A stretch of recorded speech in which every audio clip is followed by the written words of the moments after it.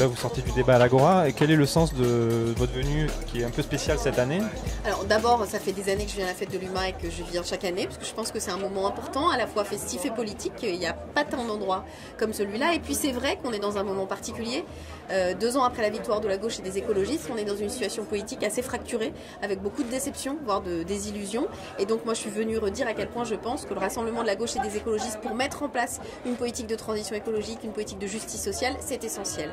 Donc c'était aussi évidemment le sens de ma présence. Et puis j'ai été invitée à participer à un débat sur le logement et notamment sur l'encadrement des loyers, dont je pense que c'était une des mesures essentielles à mettre en œuvre et dont je me félicite que beaucoup d'élus locaux, beaucoup qui étaient représentés ici, soient mobilisés pour qu'elle soit appliquée.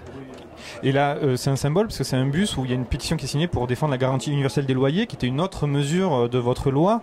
Et donc c'est bien la preuve qu'ici, à la fête de l'UMA, ça rassemble toutes les initiatives pour se battre, pour défendre les droits, notamment ceux qui avaient été mis en place par votre loi. Oui, et je pense que le travail de la Fondation Abbé Pierre est essentiel, et leur mobilisation, leur sensibilisation, leur présence dans les festivals est absolument indispensable. On a besoin de régulation dans le secteur du logement, on a besoin de mettre fin à un système qui a fabriqué de la bulle immobilière, et donc pour ça il faut la meilleure des armes, c'est la résistance des citoyens, de ceux qui sont confrontés chaque jour à la galère et au mal logement.